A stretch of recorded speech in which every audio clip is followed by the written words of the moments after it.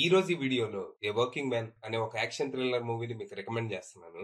Jason స్టేథమ్ lead గా David Iyer direction లో వచ్చిన మూవీ ఇది. ఓ 2 గంటలు టైం పాస్ చేస్తూ ఎంజాయ్ చేయాలనుకుంటే ఈ సినిమా ట్రై చేయండి.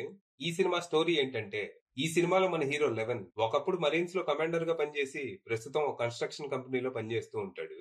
తనకి తన బాస్ కి మంచి రిలేషన్ ఉంటది. ఆల్మోస్ట్ ఫ్యామిలీ ఫ్రెండ్స్ అన్నమాట. అయితే ఓ రోజు వాళ్ళ బాస్ కూతురు అయిన జెన్నీని ఎవరో కిడ్నాప్ చేస్తారు. పోలీస్ కంప్లైంట్ ఇచ్చా ఉపయోగం ఉండదు. వయసులో ఉంది కదా, ఏటో పోయి ఉంటది, మళ్ళీ తిరిగి వస్తుంది అని కేర్లెస్ గా సమాధానం చెప్తారు. దాంతో మన లెవెన్ జెన్నీ ఎక్కడున్నా ఏ పరిస్థితుల్లో ఉన్నా తనని సేఫ్ గా తీసుకొస్తానని వాళ్ళ బాస్ కి మాటిస్తాడు. ఎందుకంటే కూతురు దూరం అయితే ఆ బాధ ఎలా ఉంటుందో మనోడికి తెలుసు. అంటే ప్రస్తుతం తను తన కూతురు కస్టడీ కోసం లీగల్ బ్యాటిల్ చేస్తూ ఉంటాడు. ఇక జెన్నీ కోసం వెతకడం మొదలు పెట్టిన మనోడికి దీని వెనక రష్యన్ మాఫియా హస్తం ఉందని తెలుస్తుంది. క్రిమినల్స్ తో పాటు దేశంలోని బడాబాబులు, పొలిటీషియన్స్, పోలీసులు ఇలా అందరూ ఈ మాఫియాలో భాగమై ఉంటారు. దాంతో జెన్నీని వీళ్ళ నుంచి కాపాడటం అంత ఈజీ కాదని మనోడికి క్లారిటీ వస్తుంది. మరి ఈ పరిస్థితుల్లో మన లెవెన్ ఏం చేశాడు? అసలు రష్యన్ మాఫియా జెన్నీని ఎందుకు కిడ్నాప్ చేశారు? వాళ్ళకి తన నుంచి ఏం కావాలి? ఇంతకీ ఒకప్పుడు మరీన్స్ లో మన లెవెన్ ఏం చేసేవాడు? ప్రస్తుతం తన కూతురు కస్టడీ కోసం లీగల్ బ్యాటిల్ ఎందుకు చేస్తున్నాడు? అసలు తన కథ ఏంటి? చివరికి జెన్నీని కాపాడటానికి లెవెన్ ఎంత వరకు వెళ్ళాడు అనేది మీరు సినిమా చూసి తెలుసుకోవాలి.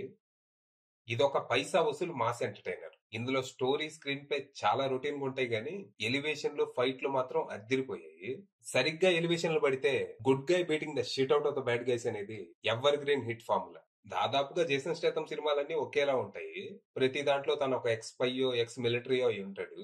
అనుకోకుండా తనకి బాగా కావాల్సిన వాళ్ళకి కష్టం వస్తే వాళ్ళ కోసం ఊరంతా విధ్వంసం సృష్టిస్తాడు. ఇది అంతే.